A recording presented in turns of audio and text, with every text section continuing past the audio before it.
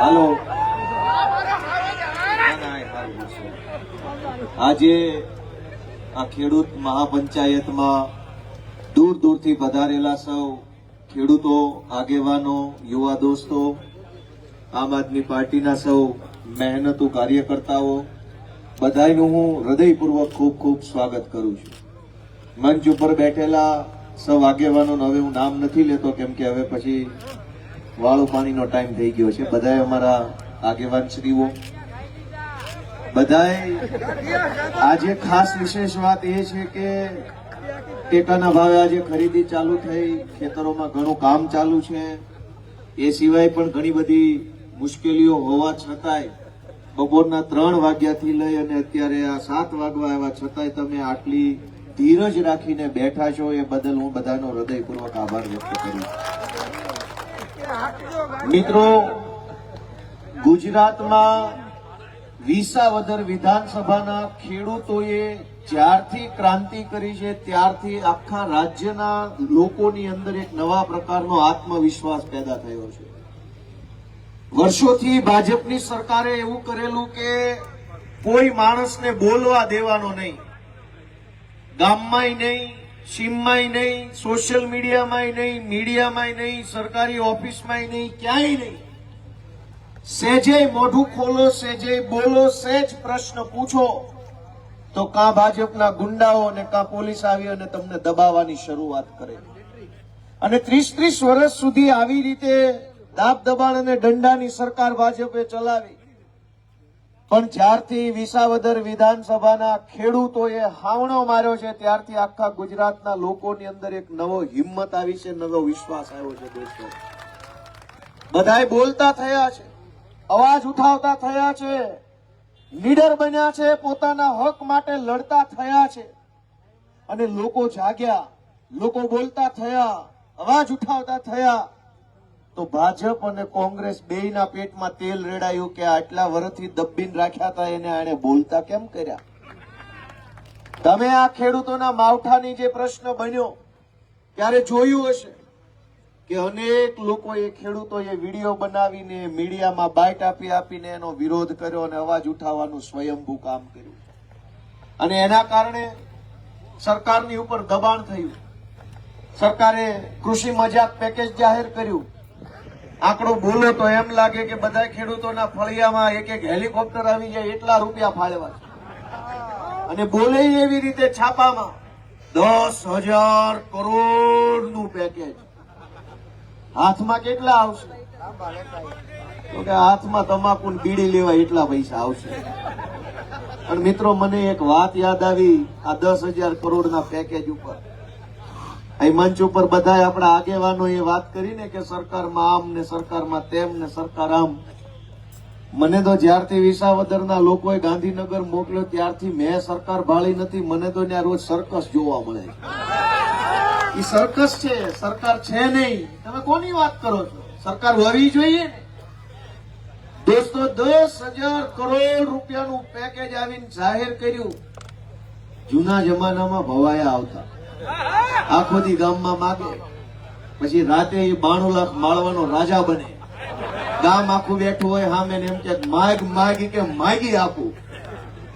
એટલે જનતામાંથી કોઈ કઈ માગે કે ન માગે 10,000 કરોડ આપ્યા.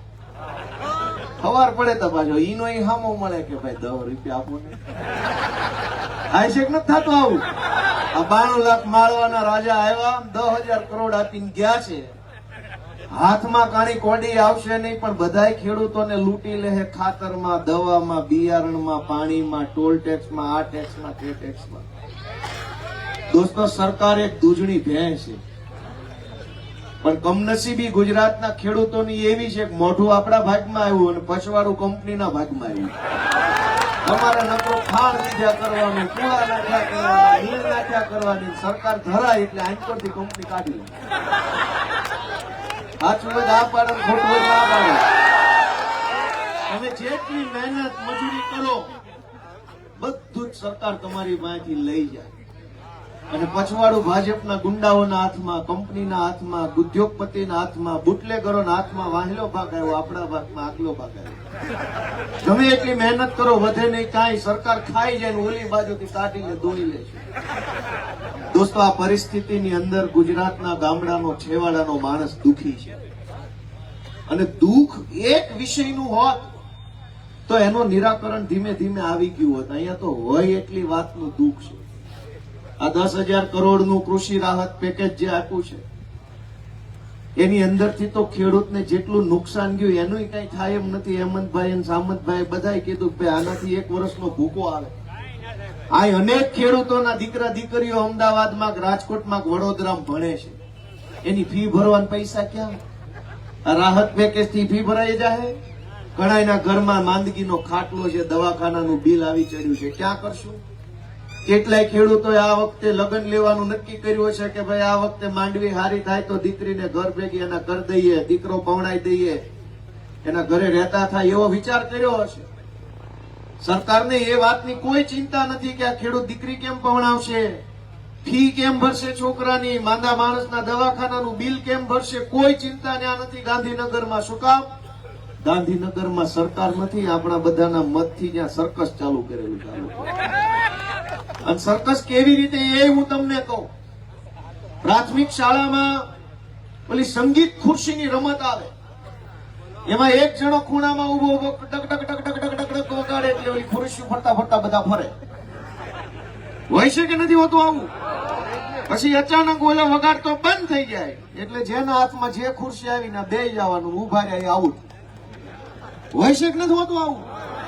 ગુજરાતમાં છેલ્લા 10 વર્ષથી આવું હાલે છે. દિલ્હીમાંથી ખંજરી ખકડાવે, ડગ ડગ ડગ ડગ ડગ, મંત્રી બધા ગોળ ગોળ ફરે, કોકના હાથમાં આવીને કોકના હાથમાંથી ગઈ. 1.5-2 વર્ષ સુધી આવું હાલે. ત્યાં વળી દિલ્હીથી ડગ ડગ ડગ ડગ ડગ ડગ ડગ વગાડે ખંજરી, અહીં મંત્રી ગોળ ગોળ ફરે, કોકના હાથમાં ખુરશી આવીને કોકની ગઈ. થાય છે કે નથી થતું આવું? તો દોસ્તો, સરકારમાં આવું હોય, સર્કસમાં આવું હોય. આ સર્કસ છે. તમે કોની પાસે આશા રાખીને બેઠા છો કે તમારી વાત સાંભળે? ત્યાં કોઈ સરકાર નથી ભાઈ, ત્યાં સર્કસ છે. એની સંગીત ખુરશીની રમત હાલે છે.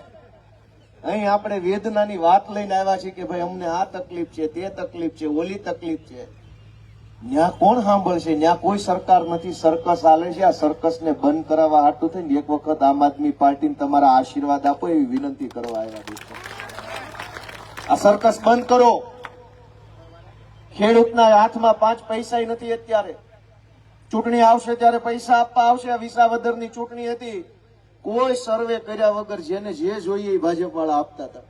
સોગંદનામું નહોતા લેતા, ફોટો નહોતા માંગતા, કાંઈ નહીં. લઈ જવા ગોપાલ નો આવવો જોઈએ. ચૂંટણી હોય ત્યારે દેવા માટે પૈસા છે, ચૂંટણી ન હોય ત્યારે દેવા માટે આશીર્વાદ ને ભાષણ જ હોય છે. અત્યારે આ ભાષણ છે, લઈ જાઓ. ચૂંટણી આવે ત્યારે ભાજપ વાળા આવીને આપી જશે. મિત્રો, આપણે વિચારવાનું છે કે આવું કેમ થાય છે. આપણે ખાતર નથી મળતું ને આમ છે ને તેમ છે ને 100 પ્રશ્નોની ચર્ચા કરી. મારે તમને એક વાત યાદ કરાવવી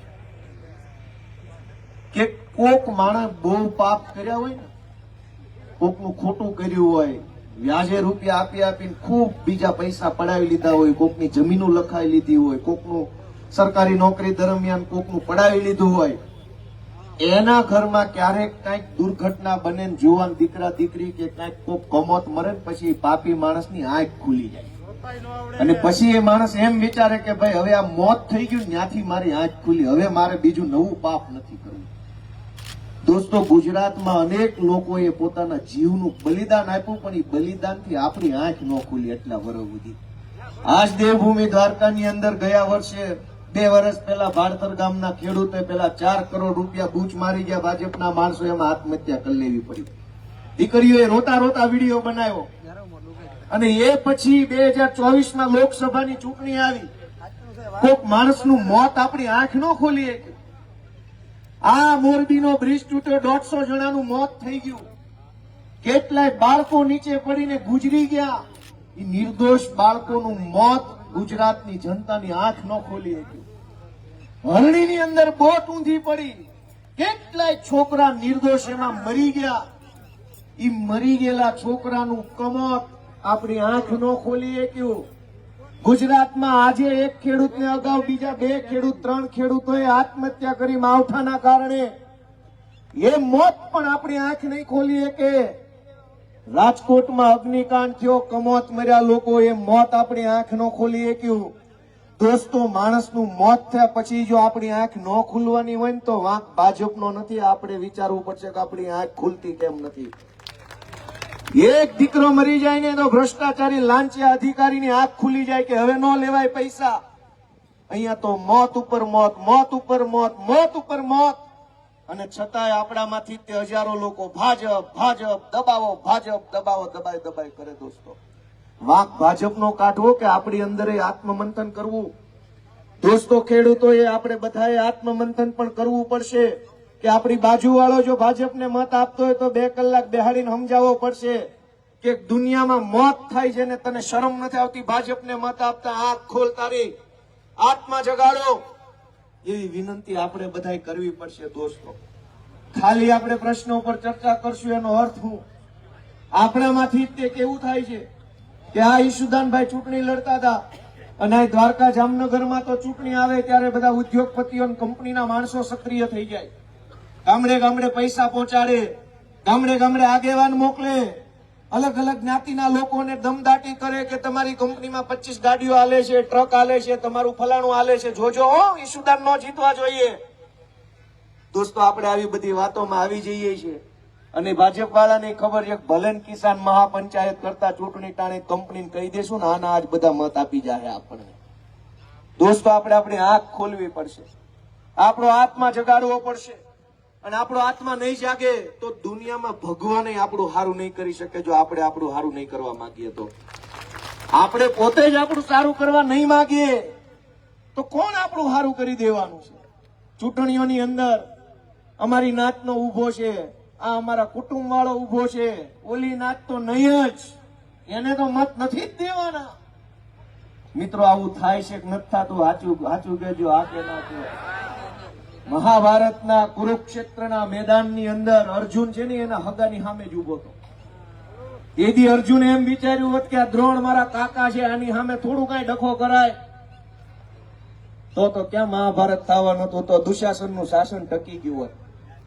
પણ હગો કાકો હોય પણ દુશાસન હોય ને તો કૃષ્ણ એમ કે છે તીર મારી દેવું જોઈએ એક વખત વિચાર્યા વગર. અને આપણે તાલુકા જિલ્લા પંચાયતની ચૂંટણીમાં ભાજપમાંથી આપણી જ્ઞાતિનો ઉભો હોય તો ઘપ ઘપ ઘપ બટન દબાઈ દઈએ છે ભલે ભાજપ વાળો મારો હગો છે. અને પછી આપણે એમ કહીએ ખાતર નથી મળતું, પછી એમ કહીએ કે ટેકાના ભાવમાં આપણને ફાયદો નથી થતો, માવઠામાં નુકસાન થયું. આપણે બધા આપણી પોતાની જ્ઞાતિના લોકોને, આપણા કુટુંબના ને ગામના મત આપીને બેઠા છે, એમાં હું ભેગો. આપણે બધા દીધા તો આપણી જ્ઞાતિ વાળાને જ છે. આવ્યા માવઠા મેં કઈ આડા? ગમે એમ કરો દોસ્તો, આપણે આપણો આત્મા જગાડવો પડશે. હું તમારા છોકરા તરીકે તમને વિનંતી કરી રહ્યો છું કે દોસ્તો, આપણે આપણો આત્મા જગાડવો પડશે. ચૂંટણી ટાણે આપણે કેમ ભોળવાઈ જઈએ છીએ, કેમ છેતરાઈ જઈએ છીએ.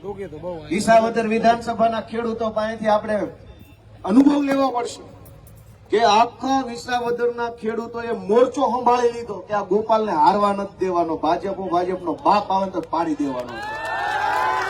કેવડી લોભ, લાલચ, દાબ દબાણ, ધાક ધમકી બધું જ લાગી ગયું. પણ ખેડૂતોએ નક્કી કર્યું ને કે ભાઈ નહીં, ભાજપ એટલે નહીં, અને ગોપાલને જીતાડવો છે તો જો 17,500 મતથી દોસ્તો એને મને તક અપાવી. ખેડૂતમાં તાકાત છે. પણ ચૂંટણી સમયે આપણી જ્ઞાતિનો આગેવાન, આપણી જ્ઞાતિના પ્રમુખ આવીને આપણને છેતરી જાય તો કકળાટ કોના મોઢે કરવાનો? ભાજપના મોઢે, આપના મોઢે કે આગેવાનના મોઢે? કાન લઈને જવું ક્યાં?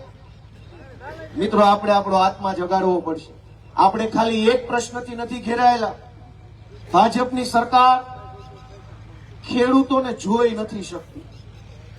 એ એમ ઈચ્છે છે કે આ ખેડૂત એ પોતાની બાપ દાદાની જમીનમાં ખેતી કરીને વટથી છાતી કાઢીને જીવે છે, એ નહીં હાલે. એને તો બધા માણસોની મૂંડી નમી ગઈ હોય ને કમરથી વાંકા ઉભા રહે ભાજપની સામે ને ઈ ભાજપને જોઈએ છે. ખેડૂત કોઈ ઝૂકે નહીં, કેમ કે બાપ દાદાની જમીન છે ને હાથની મહેનત કરીને ખાવું છે. કોઈનું હુકામ સહન કરે? ભાજપ એમ ઈચ્છે છે કે ખેડૂત છે ને એ બરબાદ થઈ જવા જોઈએ, ગામડા મૂકી મૂકીને ભાગીને શહેરોમાં વહી જવા જોઈએ, ન્યા મજૂરી કરે, કોકને ન્યા પાર્કે દેખાણે તો કઈક આપણે કહીએ એમ કરશે. આ બાપ દાદાની જમીનમાં રહે ને ત્યાં સુધી આપણું માનશે નહીં. અને એટલે તમે જુઓ કે ડુંગરમાંથી માલધારી ખાલી કરાવવાની વાત કરી ઈસુદાનભાઈ અને બધા આગેવાનોએ. અમારે ત્યાં જુનાગઢના સાસણના જંગલમાં ઘણા નેહડા છે, ત્યાંથી માલધારીઓને બહાર કાઢ્યા. અહીં બરડામાંથી બહાર કાઢવાનો પ્રયત્ન થઈ રહ્યો છે. વાત એટલી મર્યાદિત નથી, ખાલી ડુંગરમાંથી બહાર કાઢવાની વાત નથી. આ હારો હુંવાળો મલક છે ને, મલકે ખાલી કરાવીને તમને બધાને શહેરમાં જબરજસ્તી મોકલવાનું ષડયંત્ર ભાજપે હાથ ધર્યું છે. કે અહીં કોઈ હોવો જ ન જોઈએ. આ કિંમતી જમીન, આ ડુંગરા, આ જંગલ, આ નદીઓ, આ કોતરું, આ બધું કંપનીઓને આપી દો. તમે જાઓ શહેરોમાં મજૂરીઓ કરો કોઈ કંપની વાળાને ન્યા. તમે આ સ્વાભિમાનથી કેમ જીવો છો? અને એટલે ખેતી મૂકીને ખેડૂત ભાગી જાય, શહેરોમાં જબરજસ્તી જવું પડે. તમે જો ઇલેક્ટ્રિકના થાંભલાની લાઈનો આવે, પ્રકાશભાઈ વાત કરી, મન ભાવે નાથી લાઈનો નીકળે છે, મન ભાવે નાથી. અને લાઈન પોલીસ માંથી આવે, પોલીસ વાળા તે આપણા છોકરા હોય છે ને એની પાસે ભાજપ વાળા આપણને ધોકા મરાવડાવે છે. કોન્સ્ટેબલો કઈ કોઈ કઈ ઉદ્યોગપતિ છોકરા નથી બનતા, આપણા છોકરા કોન્સ્ટેબલ બને છે. આપણા છોકરા પીએસઆઈ હોય, એની જ પાસે આપણી ઉપર ધોકા મરાવડાવ્યા ભાજપની સરકાર. અને મન ભાવે એમ લાઈનો નીકળે, મન ભાવેના રોડ નીકળે, મન ભાવેના કેનાલના નામે સંપાદન થાય, જમીનો મફતના ભાવે પડાવી લે. સહકારી મંડળીમાં તમે ધિરાણ લેવા જાવ તો તમારા નામે કેટલી ખોટી સહીઓ કરીને કરોડો રૂપિયાનું ધિરાણ ભાજપ વાળાએ લઈ લીધું હોય. વાત સાચી કે ખોટી? દોસ્તો, એક મુદ્દાની સમસ્યા નથી. સંપાદનના નામે જમીન પડાવી લેવી, લાઇટના થાંભલાના નામે માર મારવો, સહકારી મંડળીમાં ધિરાણ લેવા જાવ તો ધિરાણના નામે બોગસ સહીઓ કરીને અનેક ખેડૂતોના નામે ખોટી લોનો લઈ લીધી છે. આ પ્રશ્ન છે. થોડોક માલ મહેનત મજૂરી કરીને પાક એન્ડ માર્કેટિંગ યાર્ડમાં વેચવા જાવ તો ત્યાં કરદો કરી નાખે આપણો. સહેજ બોલો તો પોલીસ પકડી જાય. સરકાર ચારેય બાજુથી એવો પ્રયત્ન કરે છે કે આ લોકો ગામ ખાલી કરીને વયા જાય તો આ કિંમતી જમીન ઉદ્યોગપતિને આપી દઈએ, આખે આખી ગામ હોય. દોસ્તો, વિચારવાનું આપણે છે, આ બધું આપણા હાથમાં છે કે હવે હું ભવિષ્ય આપણું બનવાનું છે. આપણે જો ચૂંટણીઓની અંદર જાગૃત નહીં રહીએ, સજાગ નહીં રહીએ તો આપણું બધું જ વેચાઈ જવાનું છે. સીધી રીતે નહીં તો આડકતરી રીતે. આ સોલાર ને પવન ચક્કીઓ આવી ચારે બાજુ, કંપનીઓ કરોડો રૂપિયા કમાય છે. ખેડૂતને શું મળ્યું? ખેડૂતને કાંઈ મળ્યું નથી. અને ખેડૂતે જયારે માવઠા ટાણે સહાય માગી તો સહાયના નામે મજાક કરી.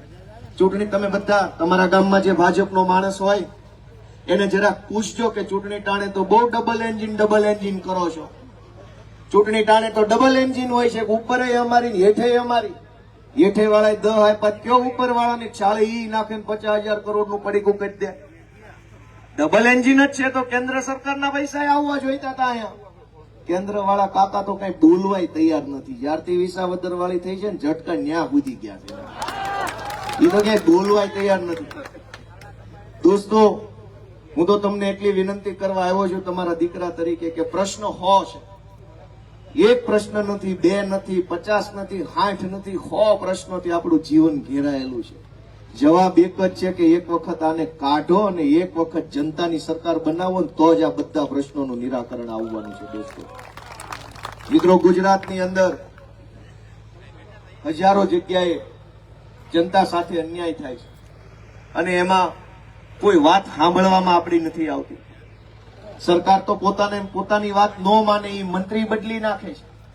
સરકારની વાત ન માને એ મંત્રી બદલાઈ જાય, સરકારની વાત ન માને એ એસપી બદલાઈ જાય, સરકારની વાત ન માને એ ધારાસભ્યની ટિકિટો કપાઈ જાય છે. તો તમારી વાત ન માને એ સરકાર નહીં બદલી શકો તમે? એની વાત ન માને એ બધું બદલાઈ જાય છે. તો તમારી વાત ન માને તો તમારે શું કરવું જોઈએ? દોસ્તો, વિચારો અને જે કાંઈ તમારો આત્મા કે, તમારું મન એમ કે ભાઈ આ અમારા દીકરા ગોપાલની વાત સાચી છે, તો ગામ આખાને જઈને કહેજો કે સરકારને ન ફાવે સરકાર બદલી નાખે ને અમને ન ફાવે તો અમે સરકાર બદલી નાખીએ. આટલી સીધી સરળ વાત છે.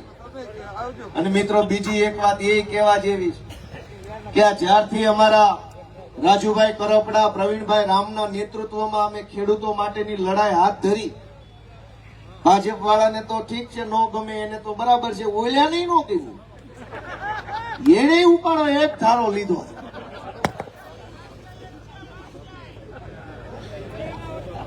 જ્યારથી ખેડૂતોની લડાઈ આમ આદમી પાર્ટીએ હાથ ધરી, ભાજપ વાળા કરતા કોંગ્રેસ વાળાએ ઉપાડો મોટો લીધો છે. એક ધારા મને ગાળ્યો દે છે. જે સભામાં જાય પાછળ લખ્યો ખેડૂત પંચાયત, ભાષણમાં ગોપાલ ઇટાલિયો આવે છે, એના બાપા આવા છે, એના લુગડા આવા છે. લે દોસ્તો, મારે કોંગ્રેસના મિત્રોને અહીંથી એક જ વિનંતી કરવી છે કે ભાઈ અમે જે હોઈએ તે, અમે નથી હારા, કાંઈ વાંધો નહીં.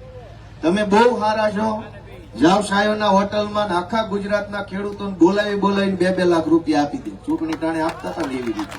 તમને એ ફાવે જ છે. હોટલું બોલાવીને રૂપિયા આપતા ફાવે છે. ટ્રેનિંગ છે તમારી પાસે, લોકો પાસે પુરાવો છે, વિડીયો, સીસીટીવી કેમેરા. જાઓ આપો રૂપિયા ખેડૂતોને. કેમ અમારો વિરોધ કરવો? ચૂંટણી ટાણે હું ત્યાં ઉભો તો તેથી 2-2 લાખ રૂપિયા એક માણા દીઠ આપતા, અને માણા લઈ આવે એને કમિશન પેટે 50,000 આપતા હતા. આપો ને ખેડૂતોને, જાઓ માવઠું આવ્યું છે તો 2-2 લાખ રૂપિયા ભાજપ પાસે લઈ. દોસ્તો, તમે વિચારજો કે અત્યાર સુધી સેટિંગમાં કેવું હાલ્યું હશે. અમે આવ્યા ત્યારે આ બેયના ભોપાળા ખુલ્લા પડ્યા છે. બે ભૂરાયા છે. બે ભૂરાયા છે. એનો અર્થ શું થયો? બે ભેગા હતા, પણ ગામને ખબર નહોતી કે આ ભેગા છે. મિત્રો, હું તમને એક જ વિનંતી કરું છું કે અમે બધાએ બહુ મોટી લડાઈ હાથ ઉપર લઈ લીધી છે. બોલું નથી કેતા ભાઈ તમારા ભરોસે અમે શરત નાખી દીધી, જોજે હો ભાઈ પાછો. તમે તમારા ભરોસે બહુ મોટી લડાઈ હાથ ધરી છે. ભાજપની સામે બાંધીએ છે. અમારે કાંઈ જોતું નથી. આ મંચ ઉપર બેઠેલા માણસોને પૈસા જોતા હોત તો આમ આદમી પાર્ટીમાં હોય, ભાજપમાં જવાય. પૈસા જોતા હોય કઈ પાર્ટીમાં જવાય? મોટા મોટા હોદ્દા જોતા હોય કઈ પાર્ટીમાં જવાય? તાત્કાલિક મંત્રી બનવું હોય કઈ પાર્ટીમાં જવાય? જેને તાત્કાલિક મંત્રી નથી બનવું, જેને પૈસા નથી જોતા, જેને હોદ્દા નથી જોતા ને ઈ આ સ્ટેજ ઉપર બેઠા છે, ગુજરાતના ખેડૂતો માટે લડી રહ્યા દોસ્તો.